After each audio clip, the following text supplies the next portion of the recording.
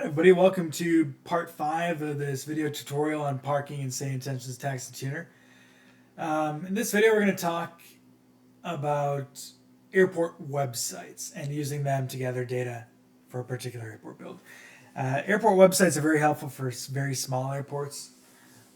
They can also be good for getting list of airlines, etc. There's a few things you need to watch out for. But we'll start with here at Green Bay. So if I go to their website, the airport's website, here it is here. We'll go to airlines. I'll give you a list of the airlines that service Green Bay. Now you'll see here it says American Airlines, Delta, Frontier, Sun Country, and United. The problem with the airport websites is most of the time, at least in the US, it will not list their regional affiliates separately. Like for example, at Green Bay here, it says American Airlines. Well, American Airlines mainline doesn't actually fly into Green Bay at all. It's American's regional affiliates, which are a separate airline. They operate under a separate ICAO code. They're just painted in the American Airlines colors. So if you get all of your data, if you base all of your data off of the airport website, you're gonna miss you're gonna assign airlines that don't even fly there, and then it's gonna exclude the airlines that do fly there from parking properly. So if you were to just use this, you would just put an American as your gates. Well, since American doesn't fly there, you would exclude all their regionals from parking at said gate. So really, you'd want to use other sources to determine that, okay, this is the regional, and that'd be like American's regional affiliates. So you'd want to assign your gates to Envoy, Republic, basically their regional partners, SkyWest maybe. And you can do that again in Taxi Tuner. So for you find American's gates. Okay, so here's one of American's gates, Alpha 2. I already assigned these, but again, if you go to the list of airlines, you can see here, and you can see that no, American actually does not fly into Green Bay itself. Envoy does, Echo November Yankee, that's American's regional partner. So you would want to assign those gates as Envoy. Probably SkyWest too, and that's because in FlightAware and Flight Radar, I can see that SkyWest was operating certain flights there for American Airlines. So again, make sure you use the regional affiliates if they fly there and not. Don't think that just putting American Airlines or the mainline carrier in an assignment is going to cover the regional, because it won't. So that's the main thing on the airport websites to watch out for. Another thing that's very helpful, so Green Bay here is very nice because it has this little flight status window, and for the departure flights it lists gates. And at a small airport, this is very helpful because you can see, for example, like let's do American 4121 to O'Hare. It's going to be departing out of gate Alpha 2. If we go to Alpha 2, that we already have that set. I have it set to American, Envoy, Republic. But again, American doesn't actually fly here. So what I will do is I will go to FlightAware. I will plug in that flight number. So American, it was like 4121.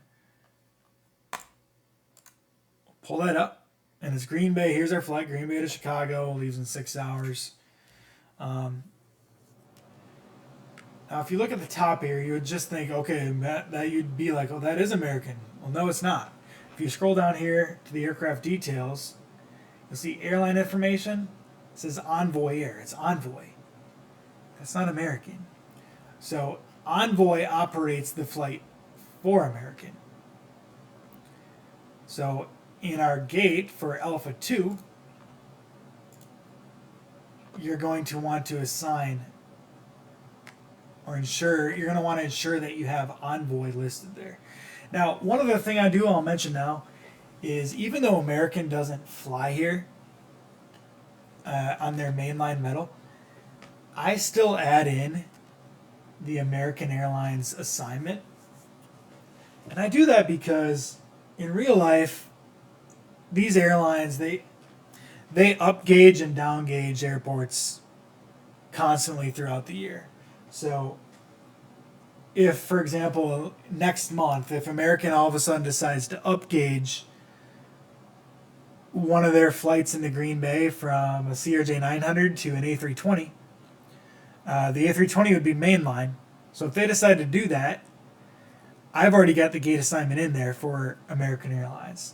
Where if I don't put that in, they're not going to park where I want them to park because I would only have it set to Envoy or Republic. Well, then American would need to search for any other applicable gate medium. And if there's none that are available, if there's none that are, if they're all assigned to someone else, it's not going to have anywhere to park, and it may disappear. It sure as heck won't spawn in there when you load in. So you just need to be careful. I always add in, if the airport is regional only, I will add in the mainline code as well. If the airport is mainline only, I will also add in their regional affiliates. Just in case the upgrade or downgrade through the year. And also, simmers like to use a variety of aircraft. So, someone in the sim and using say intentions may fly an American A320 into Green Bay.